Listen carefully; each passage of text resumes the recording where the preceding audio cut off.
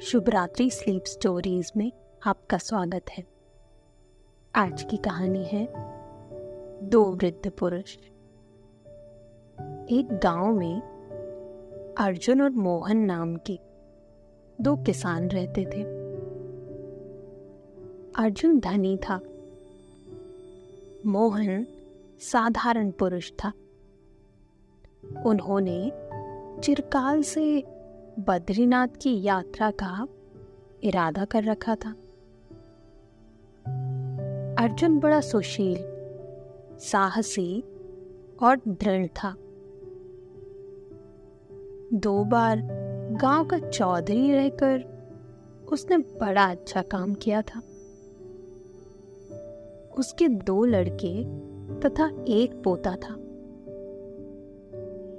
उसकी 60 वर्ष की अवस्था थी, परंतु दाढ़ी अब तक नहीं पकी थी। मोहन प्रसन्न बदन, दयालु और मिलनसार था। उसके 2 पुत्र थे। एक घर में था, दूसरा बाहर नौकरी पर गया हुआ था। वह खुद घर में बैठा बैठा बढ़ई का काम करता था। बद्रीनाथ की यात्रा का संकल्प किए उन्हें बहुत दिन हो चुके थे। अर्जुन को छुट्टी ही नहीं मिलती थी। एक काम समाप्त होता था कि दूसरा आकर घेर लेता था। पहले पोते का ब्याह करना था, फिर छोटे लड़के का गौना आ गया। उसके बाद मकान बनाना प्रारंभ हो गया। एक दिन बाहर लकड़ी पर बैठकर दोनों बूढ़ों में बात होने लगी। मोहन, क्यों भाई, अब यात्रा करने का विचार कब है? अर्जुन, जरा ठहरो, अब की वर्ष अच्छा नहीं लगा। मैंने यह समझा था कि 100 रुपए में मकान तैयार हो जाएगा। 300 लगा चुके हैं। अभी दिल्ली दूर है, अगले वर्ष चलेंगे। मोहन, शुभ कार्य में देरी करना अच्छा नहीं होता। मेरे विचार में तुरंत चल देना उचित है। दिन बहुत अच्छे हैं। अर्जुन, दिन तो अच्छे हैं, पर मकान को क्या करूं? इसे किस पर छोड़ूं? मोहन, क्या कोई संभालने वाला ही नहीं? बड़े लड़के को सौंप दो। अर्जुन, उसका क्या भरोसा है?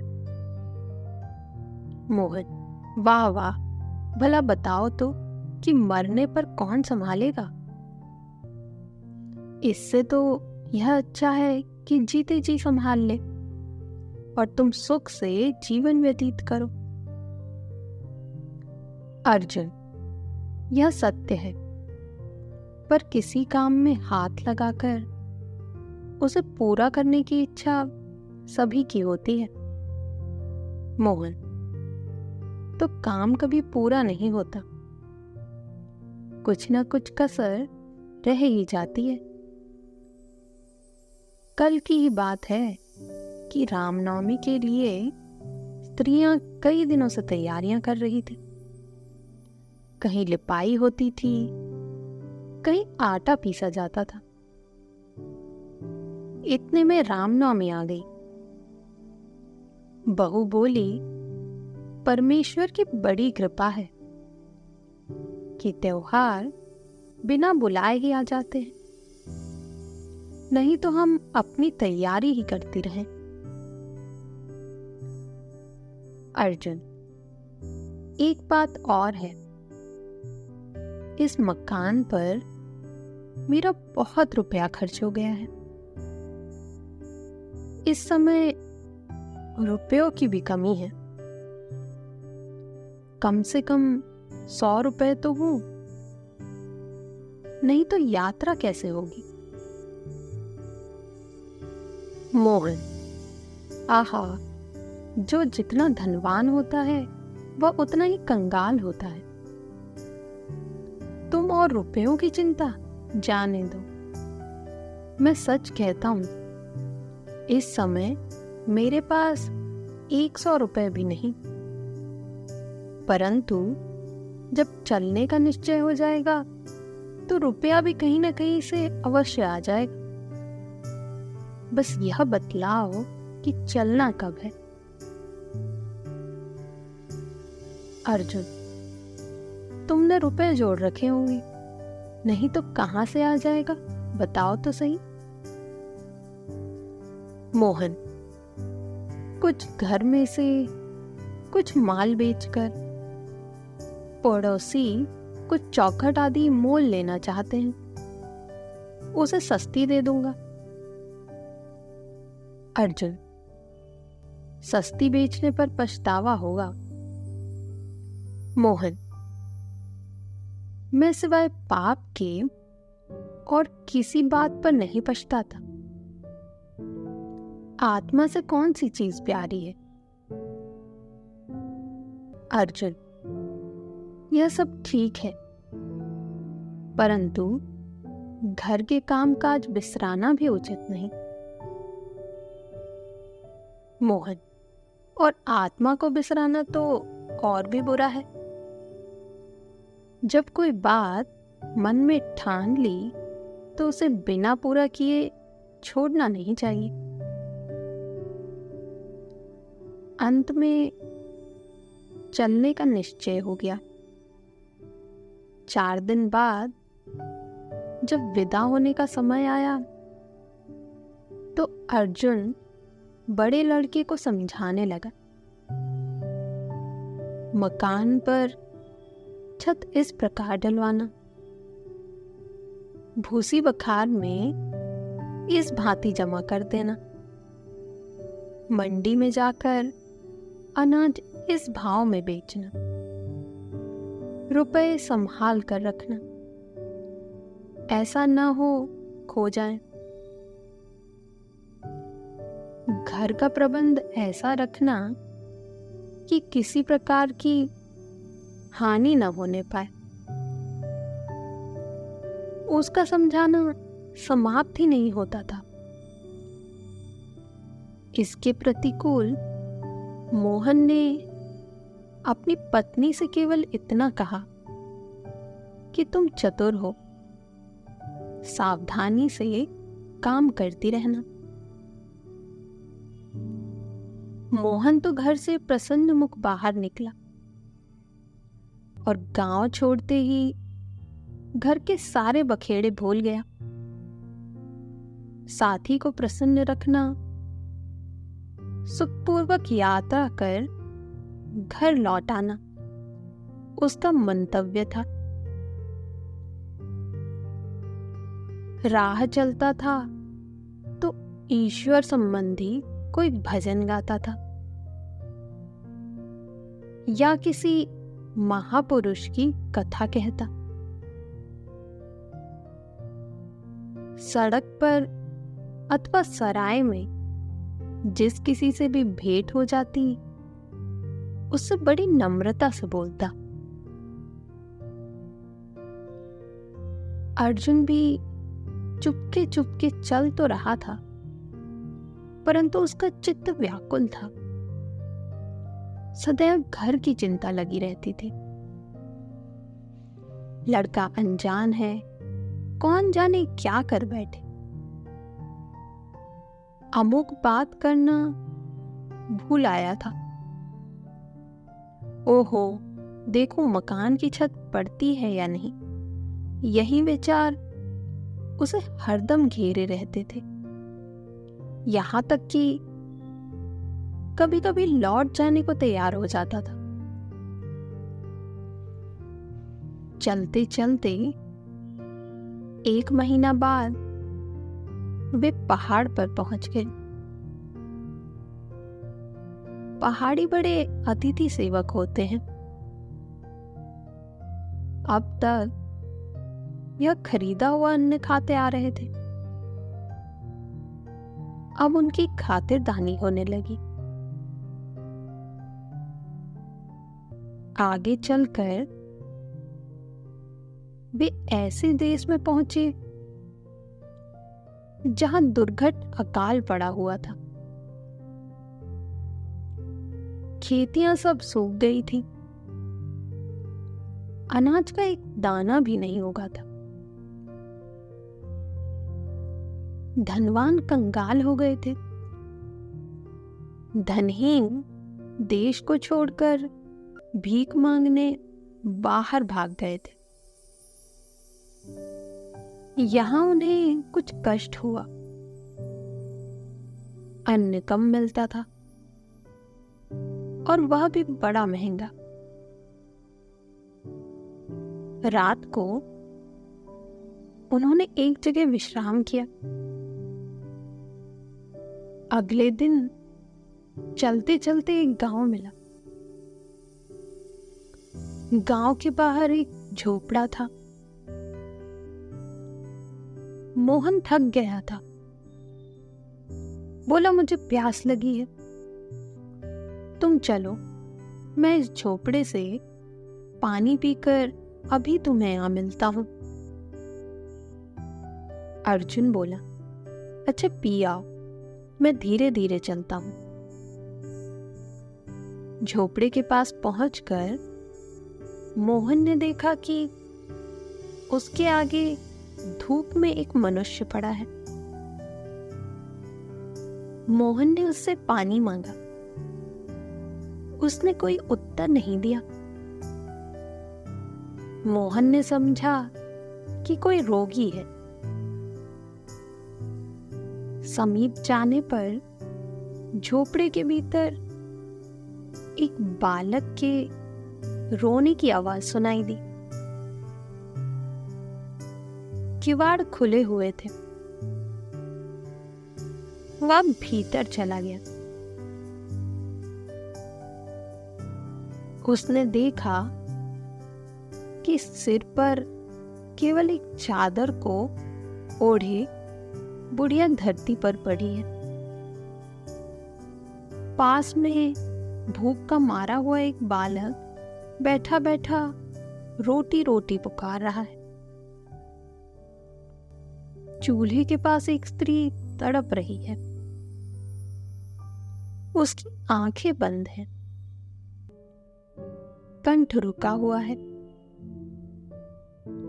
मोहन को देखकर बुढ़िया ने पूछा, तुम कौन हो, क्या मांगते हो? हमारे पास कुछ नहीं है। मोहन, मुझे प्यास लगी है, पानी मांगता हूं। बुढ़िया, यहां ना बर्तन है ना कोई लाने वाला। यहां कुछ नहीं, जाओ अपनी राह लो। मोहन, क्या तुम में से कोई उस स्त्री की सेवा नहीं कर सकता? बुढ़िया, कोई नहीं, बाहर मेरा लड़का भूख से मर रहा है। यहां हम भूख से मर रहे हैं। यह बातें हो ही रही थी कि बाहर से वह मनुष्य भी गिरता पड़ता भीतर आया और बोला, काल और रोग दोनों ने हमें मार डाला। यह बालक कई दिन से भूखा है, क्या करूं? यह कहकर रोने लगा और उसकी हिचकी बंध गई। मोहन ने तुरंत अपने थैले में से रोटी निकालकर उनके आगे रख दी। बुढ़िया बोली, इनके कंठ सूख गए हैं, बाहर से पानी ले आओ। मोहन बुढ़िया से कुएं का पता पूछकर बाहर गया और पानी ले आया। सबने रोटी खाकर पानी पिया, परंतु चूल्हे के पास वाली स्त्री बड़ी तड़पती रही। मोहन गांव में जाकर कुछ दाल चावल मोल में ले आया और खिचड़ी पकाकर सबको खिलाई। तब बुढ़िया बोली, भाई क्या सुनाऊं, निर्धन तो हम पहले ही थे, उस पर पड़ा अकाल, हमारी और भी दुर्गति हो गई। पहले पहल तो पड़ोसी अन्न उधार देते थे, परंतु वे क्या करते, जब खुद ही भूखे मरने लगे हमें कहां से देते। मनुष्य ने कहा, मैं मजदूरी करने निकला, 2-3 दिन तो कुछ काम मिला, फिर किसी ने नौकर ना रखा। बुढ़िया और लड़की भीख मांगने लगी। अन्न का अकाल था, कोई भीख भी ना देता था। बहुतेरे यत्न किए, कुछ ना बन सका। भूख के मारे घास खाने लगे। इसी कारण यह मेरी स्त्री चूल्हे के पास पड़ी तड़प रही है। बुढ़िया, पहले कई दिनों तक तो मैं चल फिर कर कुछ धंधा करती रही, परंतु कहां तक, भूख और रोग ने जान ले ली। जो हाल है तुम अपने नेत्रों से देख रहे हो। उनकी व्यथा सुनकर मोहन ने सोचा, आज रात यहीं रहना उचित है, साथी से कल मिल लेंगे। प्रातःकाल उठकर वह गांव में गया और खाने पीने की चीज ले आया। घर में कुछ ना था। वो वहां ठहर कर इस तरह काम करने लगा कि मानो अपना ही घर है। 2-3 दिन बाद सब चलने फिरने लगे और वह स्त्री उठ बैठी। चौथे दिन एकादशी थी। मोहन ने सोचा कि आज संध्या को इन सबके साथ बैठकर फलहार करके कल प्रातःकाल चल दूंगा। वह गांव में जाकर दूध, फल, सब सामग्री लाकर बुढ़िया को दे खुद पूजा पाठ करने मंदिर में चला गया। इन लोगों ने अपनी जमीन एक जमींदार के यहाँ गिरवी रखकर अकाल के समय अपना निर्वाह किया था। मोहन जब मंदिर गया तब किसान युवक जमींदार के पास पहुंचा और विनयपूर्वक बोला, चौधरी जी, इस समय रुपए देकर खेत छुड़ाना मेरे बस के बाहर है। यदि आप इस चौमासे में मुझे खेत बोने की आज्ञा दे दें तो मेहनत मजदूरी करके आपका ऋण चुका दे सकता हूं। परंतु चौधरी कब मानता था। वह बोला, बिना रुपए दिए खेत नहीं बो सकते, जाओ अपना काम करो। वह निराश होकर घर लौट आया। इतने में मोहन भी पहुंच गया। जमींदार की बात सुनकर वह मन में विचार करने लगा कि जब यह जमींदार खेत नहीं बोने देता तो इन किसानों की प्राण रक्षा क्या करेगा। यदि मैं इन्हें इसी दशा में छोड़कर चल दिया तो यह सब काल के कौर बन जाएंगे। कल नहीं परसों जाऊंगा। मोहन अब बड़ी दुविधा में पड़ा था। ना रहते ही बनता था, ना जाते ही बनता था। रात को पड़ा पड़ा सोचने लगा, यह तो अच्छा बकेड़ा फैला। पहले अन्न पानी, अब खेत छुड़ाना, फिर गाय और बैलों की जोड़ी मोल लेना। मोहन, तुम किस जंजाल में फंस गए। जी चाहता था कि वह उन्हें ऐसे ही छोड़कर चल दे, परंतु दया जाने न देती थी। सोचते सोचते आंख लग गई। स्वप्न में देखता क्या है कि वह जाना चाहता है, पर किसी ने उसे पकड़ लिया है। लौटकर देखता है तो बालक रोटी मांग रहा है। वह तुरंत उठ बैठा और मन में कहने लगा, नहीं, अब मैं नहीं जाता। यह स्वप्न शिक्षा देता है कि मुझे इनका खेत छुड़ाना, गाय बैल मोल लेना और सारा प्रबंध करके ही जाना उचित है।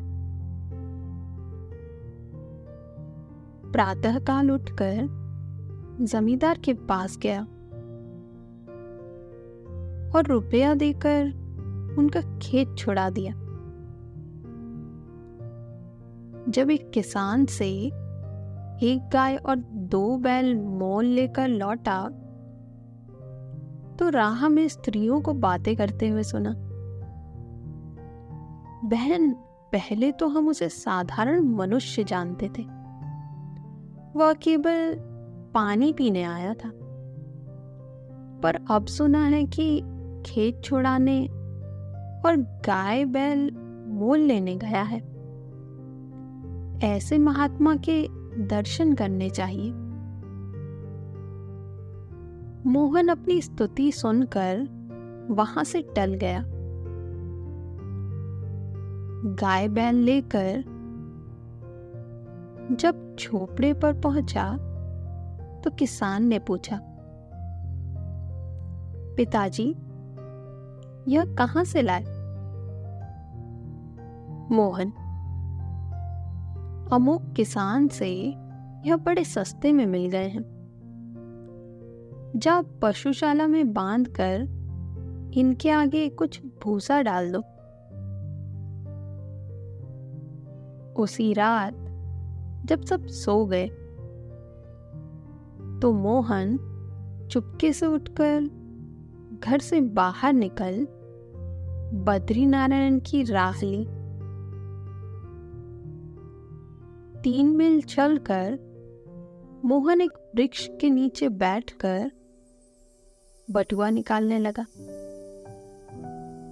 रुपए गिनने लगा तो थोड़े ही बाकी थे। उसने सोचा, इतने रुपयों में बद्रीनारायण पहुंचना असंभव है। भीख मांगना पाप है। अर्जुन वहां अवश्य पहुंचेगा और आशा है कि मेरे नाम पर कुछ चढ़ावा भी चढ़ा देगा। मैं तो अब इस जीवन में यह यात्रा करने का संकल्प पूरा नहीं कर सकता। अच्छा, परमात्मा की इच्छा, वह बड़ा दयालु है। मुझ जैसे पापियों को निसंदेह क्षमा कर देगा। यह विचार करके गांव का चक्कर काट कर कि कोई देख ना ले, वह घर की ओर निकल पड़ा। गांव में पहुंचा, घर वाले उसे देखकर अति प्रसन्न हुए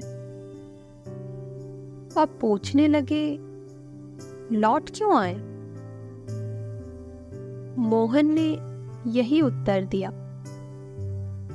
कि अर्जुन से साथ छूट गया और रुपए चोरी हो गए, इस कारण लौट आना पड़ा। घर में सब कुशल मंगल था, कोई कष्ट न था। मोहन का आना सुनकर अर्जुन के घर वाले उससे पूछने लगे कि अर्जुन को कहाँ छोड़ा। उनसे भी उसने यही कहा कि बद्रीनारायण पहुंचने के 3 दिन पहले मैं अर्जुन से पिछड़ गया, रुपया किसी ने चुरा लिया, बद्रीनारायण जाना असंभव था, मुझे लौटना ही पड़ा। सब लोग मोहन की बुद्धि पर हंसने लगे कि बद्रीनारायण पहुंचा ही नहीं, रास्ते में रुपए खो दिए। मोहन घर के धंधे में लग गया। बात बीत गई। अब उधर का हाल सुनिए। मोहन जब पानी पीने चला गया, तब थोड़ी दूर जाकर अर्जुन बैठ गया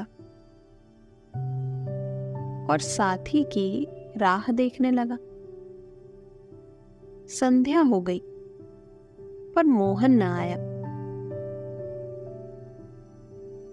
अर्जुन सोचने लगा, क्या हुआ, साथी क्यों नहीं आया? मेरी आंखें लग गई थी, कहीं आगे न निकल गया हो। पर यहां से जाता तो क्या दिखाई नहीं देता?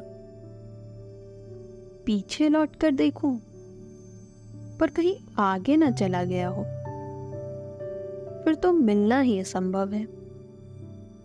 आगे ही चलो, रात को अवश्य भेंट हो जाएगी। रास्ते में अर्जुन ने कई मनुष्यों से पूछा कि तुमने कोई नाटहा सांवले रंग का आदमी देखा है? परंतु कुछ पता न चला। रात पर विश्राम करने वाली जगह पर मोहन से भेंट न हुई। अगले दिन यह विचार कर कि वह देवप्रयाग पर अवश्य मिल जाएगा, वह आगे चल दिया। रास्ते में अर्जुन को एक साधु मिल गया। वह जगन्नाथ की यात्रा करके आया था। अब दूसरी बार बद्रीनारायण के दर्शन को जा रहा था। रात को वे दोनों इकट्ठे ही यात्रियों के ठहरने की जगह में रुके और फिर एक साथ यात्रा करने लगे। देवप्रयाग में पहुंचकर अर्जुन ने मोहन के विषय में पंडे से बहुत पूछताछ की, कुछ पता न चला। यहां सब यात्री एकत्र हो गए। देवप्रयाग से आगे चलकर सब लोग रात को एक यात्रियों के ठहरने की जगह में ठहरे। वहां मूसलाधार बारिश होने लगी। बिजली की कड़क, बादल की गरज से सब कांप गए। सारी रात जागते कटी। त्राही त्राही करते दिन निकला। अंत को दोपहर के समय सब लोग बद्रीनाथ पहुंच गए। पंडे देवप्रयाग से ही साथ हो लिए थे। बद्रीनारायण में यही रीति है कि पहले दिन यात्रियों को मंदिर की ओर से भोजन कराया जाता है और उसी दिन यात्रियों को अटका अथवा चढ़ावा बतला देना पड़ता है कि कौन कितना चढ़ाएगा। कम से कम ₹1.25 नियत है।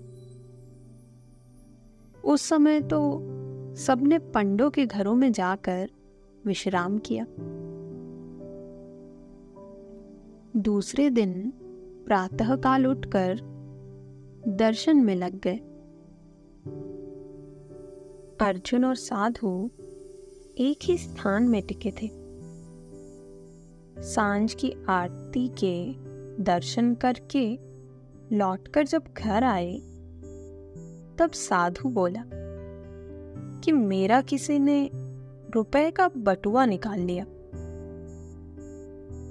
अर्जुन के मन में यह पाप उत्पन्न हुआ कि यह साधु झूठा है, किसी ने इसका रुपया नहीं चुराया, इसके पास रुपया था ही नहीं। लेकिन तुरंत ही उसको पश्चाताप हुआ कि किसी पुरुष के विषय में ऐसी कल्पना करना महापाप है। उसने मन को बहुत देरा समझाया, परंतु उसका ध्यान साधु में ही लगा रहा। पवित्र स्थान में रहने पर भी चित्त की मलिनता दूर नहीं हुई।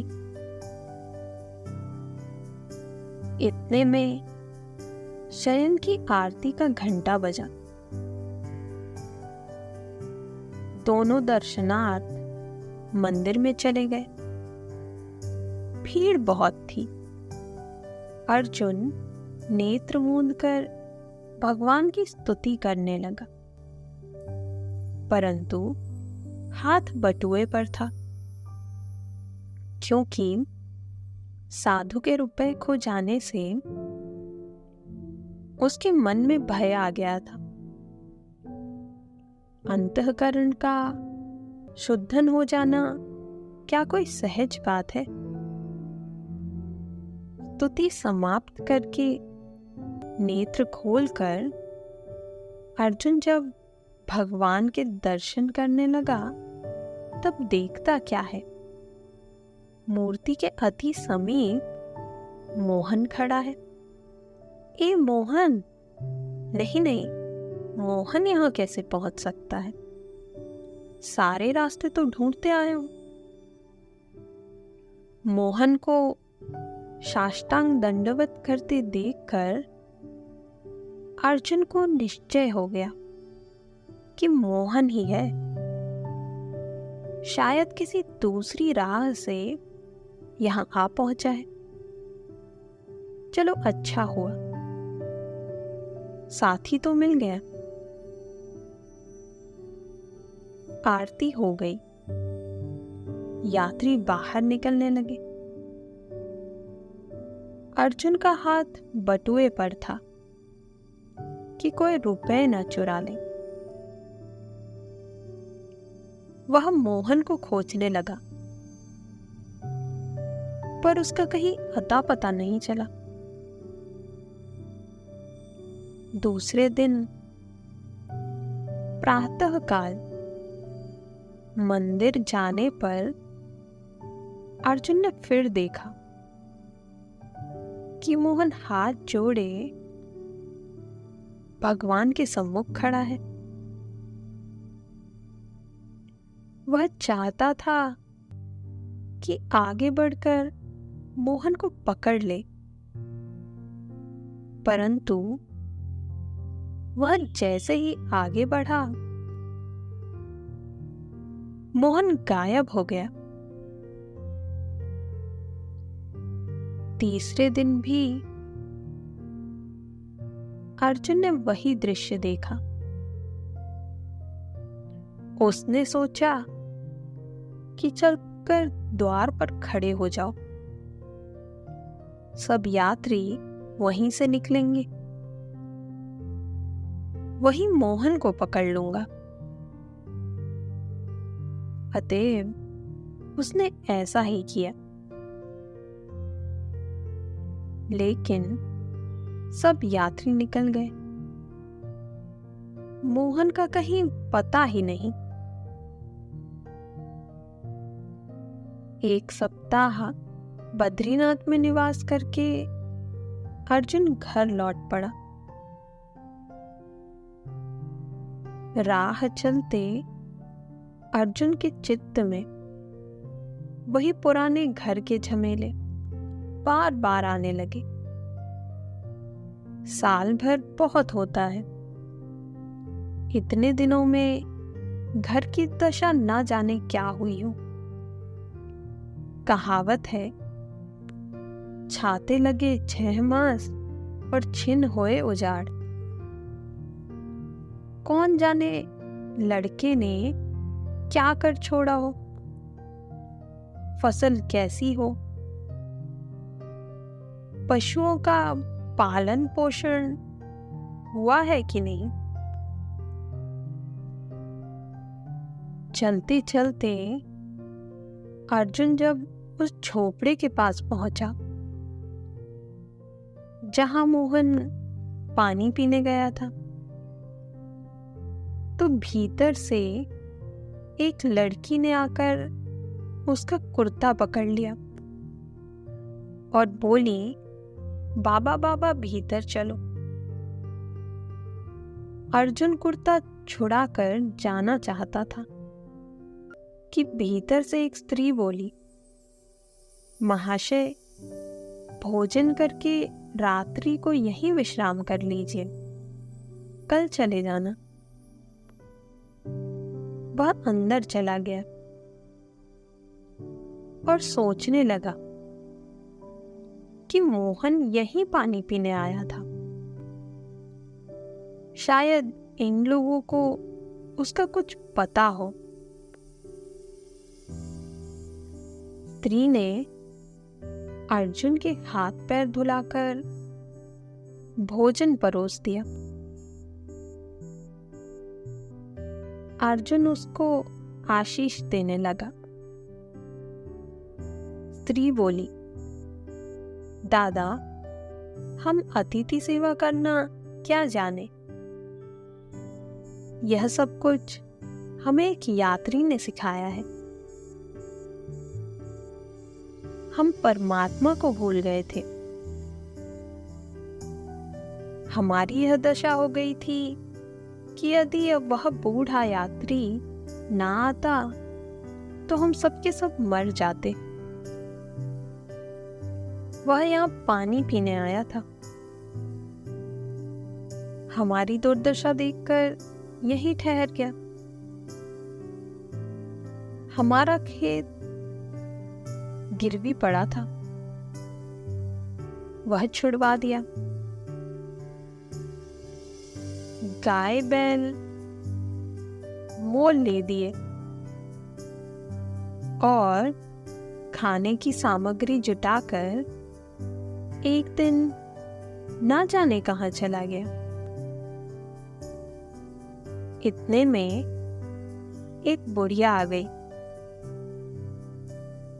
और यह बात सुनकर बोल उठी। वह मनुष्य नहीं था, साक्षात देवता था। उसने हमारे ऊपर दया की, हमारा उद्धार कर दिया, नहीं तो हम मर गए होते। वह पानी मांगने आया। मैंने कहा, जाओ, यहां पानी नहीं। जब मैं यह बात सोचती हूं तो मेरा शरीर कांप उठता है। छोटी लड़की बोल उठी। उसने अपनी कांवर खोली और उसमें से लोटा निकाला और कुएं की ओर चला। इस तरह सबके सब मोहन की चर्चा करने लगे। रात को किसान भी आ पहुंचा और वही चर्चा करने लगा। निसंदेह उस यात्री ने हमें जीवन दान दिया।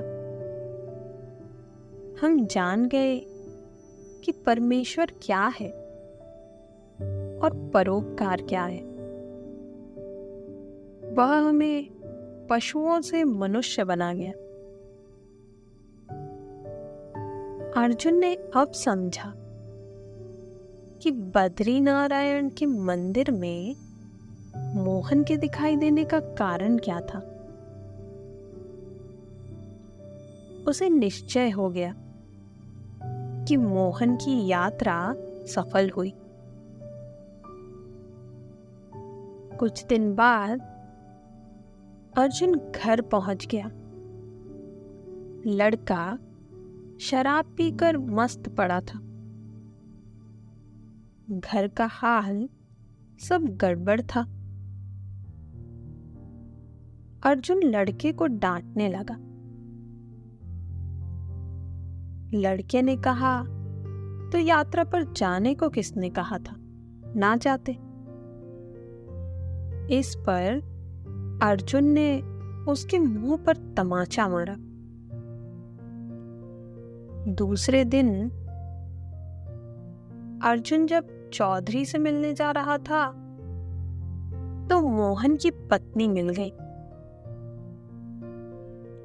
वह बोली, भाई जी कुशल से तो हो, बद्रीनारायण हो आए? अर्जुन, हाँ हो आया। मोहन मुझसे रास्ते में बिछड़ गए थे। कहो वह कुशल मंगल से घर तो पहुंच गए। स्त्री, उन्हें आए हुए तो कई महीने हो गए। उनके बिना हम सब उदास रहा करते। लड़कों को तो घर काट खाता था। स्वामी बिन घर सूना होता है। अर्जुन, घर में है, कहीं बाहर गए हैं? स्त्री, नहीं घर में है। अर्जुन भीतर चला गया और मोहन से बोला, राम राम भैया। मोहन, राम राम। आओ भाई, कहो दर्शन कराए। अर्जुन, हाँ कर तो आया, पर मैं यह नहीं कह सकता कि यात्रा सफल हुई या नहीं। लौटते समय मैं उस झोपड़ी में ठहरा था जहां तुम पानी पीने गए थे। मोहन ने बात टाल दी और अर्जुन भी चुप हो गया, परंतु उसे दृढ़ विश्वास हो गया कि उत्तम तीर्थ यात्रा यही है कि मनुष्य जीवन पर्यंत प्रत्येक प्राणी के साथ प्रेम भाव रखकर सदैव उपकार में तत्पर रहे।